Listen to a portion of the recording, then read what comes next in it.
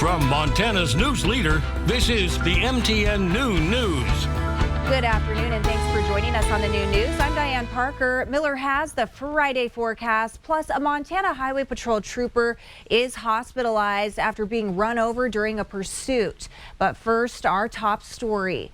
It's been the water cooler talk all week as people look to the sky wondering what's being shot down. Now President Joe Biden is directing his team to develop sharper rules about when to shoot down unidentified objects flying over the country. He says the 3 objects shot down earlier this month were not related to China's surveillance program and were likely private companies or research institutions. Montana Senator Jon Tester doesn't buy that the spy balloon was here accidentally, and its presence over Montana is sparking new legislation to keep China from buying U.S. farmland. MTN's David J. reports. White House and Senate briefings this week addressed the Chinese spy balloon that was over Montana and also other objects over the country. Senator Jon Tester says he has security concerns with that balloon and also with the Chinese ownership of agricultural land in the United States. U.S. officials on Thursday say there is growing belief the Chinese balloon's initial course was intended to be over Guam and Hawaii, but was blown off course by winds and then crossed over the U.S. mainland. However, Senator Tester, who is chair of the Senate Defense Appropriations Subcommittee, said after a classified briefing on Wednesday he does not believe it came into U.S. airspace inadvertently. I never believe anything's inadvertent when it comes to the Communist Party of China. The senator says it's not known what the recent unidentified flying objects shot down over the U.S. were, which the president addressed on Thursday. Nothing right now suggests they were related to China's spy balloon program or that they were surveillance vehicles from any other country. Senator Steve Daines said in a news release, "I will continue to demand the administration address these and other important issues because right now President Biden is not providing for the safety and security of the American people." Meanwhile, Senator Tester is working with Senator Mike Rounds, a Republican from South Dakota, on a bill that would ban China, Russia, North Korea, and Iran from investing in, purchasing, leasing, or acquiring U.S. farmland. He says China has worked to undermine U.S. national security. For too long, that's included attempts to purchase American farmland and agribusiness. Food security is national security. If you control food, you control people, and we need to keep China and other foreign adversaries away from our food supply. The legislation would require the Agriculture Secretary to report on what these countries own. According to the Congressional Research Service and the USDA, China now owns more than 384,000 acres of agriculture land in the U.S. Every day, I get a brief of some sort that talks about the things that China's doing that is out of the norm, that is pushing the envelope on things like national security. In Billings, David J., MTN News. We're tracking the health of a Montana Highway Patrol trooper hospitalized after being run over during a pursuit in Lincoln County. The trooper is out of surgery today in stable yet serious condition. This happened 10 miles southwest of Eureka. The trooper had to be flown to a hospital in Kalispell. Highway Patrol won't release any names at this time. We do know the suspects were arrested, and now the Department of Criminal Investigation is taking over the case.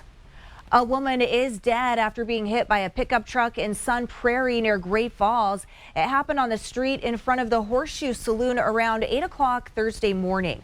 According to Montana Highway Patrol, the woman was out for a walk when she was hit.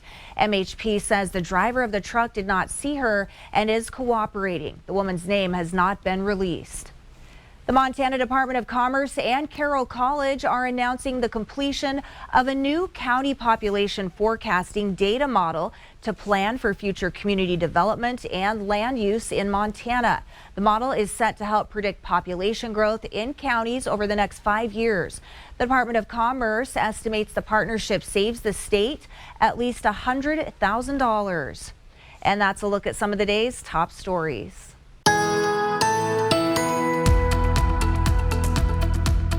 Happy Friday, everybody. TGIF boom as we cruise on into the weekend. Our local forecast here in just a second.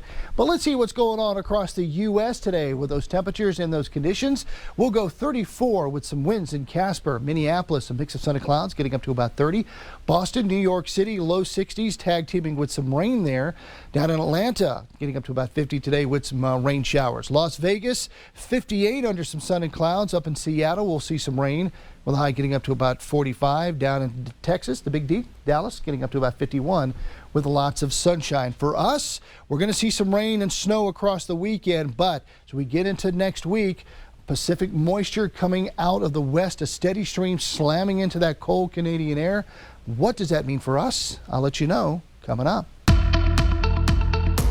Trekking across Montana for winter sports can be quite scenic here in Montana, but even more so for one school as the road to the court travels right through Yellowstone National Park. MTN's Ashley Washburn explains. The state of Montana is known for a lot of things: stunning nature, diverse wildlife. It's why they call it the Treasure State. But one of its many jewels not known to many is the true essence of what small Montana is all about. Yellow buses are the norm for most schools across America, especially for team travel.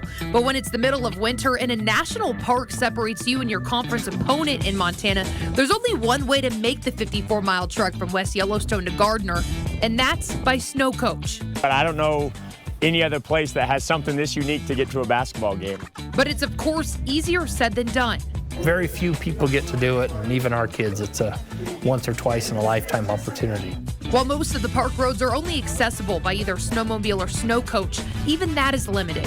So if you want to venture into the seemingly untouched parts of Yellowstone during the winter, where wildlife are their most free, You have to go through a business that has a contract and then has the willingness to provide it. but not every business can obtain a contract. In West Yellowstone alone, there are only 11 available, and it's a 10-year bidding process to acquire one.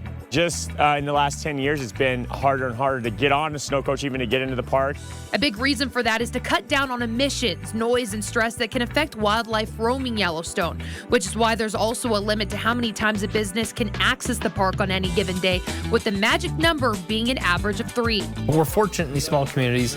We have great companies because if you're giving up a tour, that means you're giving up the opportunity for someone else that may be a paying customer to do that. So it's kind of a neat thing, and it's not a hard ask. And this is where the true essence of small-town Montana comes to light, because competitors or not, it was a community effort to make the Wolverines cross-park travel a reality. Jerry had an extra vehicle. I had the ability to take a permit so we can borrow or use each other's, and we do that a lot. We help each other out. Well, I don't have any left, so I'm going on Three Bears permit because they have some left. And then the drivers are all donating their time. At least my driver is donating his time because he wants to go over and watch the game. Now, growing up with Yellowstone as your backyard, opportunities like this may seem common, but that's only because of the people that make up those towns, forever putting their community first. You know, we're all Wolverines. We'll be Wolverines our whole lives. In West Yellowstone, Ashley Washburn, MTN Sports.